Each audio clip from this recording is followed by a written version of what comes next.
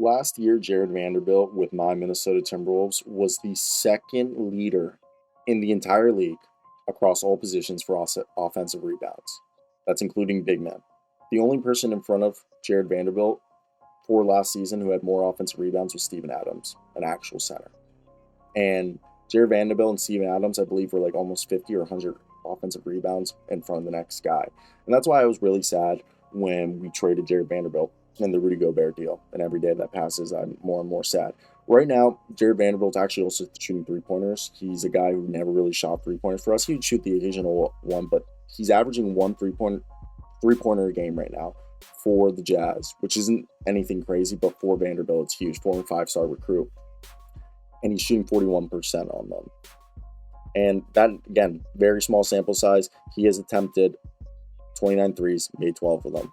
But for his career before this season, he had only attempted 23 threes and made 3 of them. So huge difference for what, you know, has changed over there. Not only that, he's playing good defense. He's getting rebounds. He's also passing the ball way better every 3 assists a night.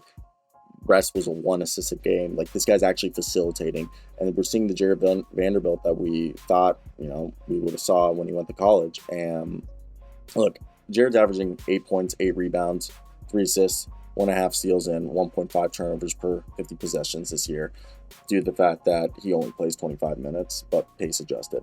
And I think Jared Vanderbilt's a part of the future right here. They've supposedly gotten multiple calls this year and even in the offseason offering first round picks for Jared Vanderbilt.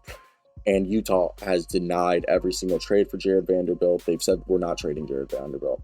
And the Jazz clearly know that they've got a good guy, especially the fact that he's been receiving high price from interested teams and he's not even available.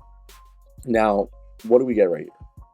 Vando's one of the best rebounders in the league, and he's an X factor for this team because his rebounds, A, demoralize an opponent. Why? Because you're physically imposing your will on them. Second, they give you second chance points, putbacks, and that also boosts the morale and gives your team confidence because you are outplaying these teams. And this is a guy that is just on both sides of the floor is one of the best rebounders per cleaning the glass.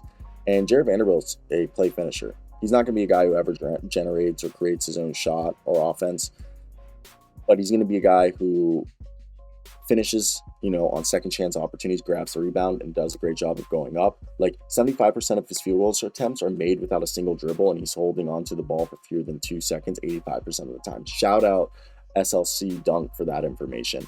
And it's just crazy to see how he's been able to do this year. And obviously, I think his impact this year is the Jazz are a negative when he's on the floor, negative 3.8, but they're worse, negative 5.7 per 100 possessions. Yes, he can be a little bit of a negative offensively, but according to advanced stats, Vanderbilt is a guy who just literally causes chaos. And Azenbuch is not the future, but Kessler and Vanderbilt can be a guy who, whenever you want to go super lanky and long, you go with the traditional non-shooting center in Vanderbilt. But then when you want to go with Kessler, you can go with Kessler. But I think the future right here is that he's owed 4.3 this year and 4.6 next year, and he's only 25. He's going to be 27 until when he goes into free agency. He fits the timeline. He's developing, and he's on a great deal. I'm not saying that he's untouchable, but this is a guy that you should definitely like just as much as I do, because he's going to have a lot, like, knowing Danny Ainge, they just got themselves a good guy. So, I'm kind of mad about that. But hey, let me hear your thoughts down below. And if there was anything I might have missed, let me know. And that's basically going to be the video for today, guys.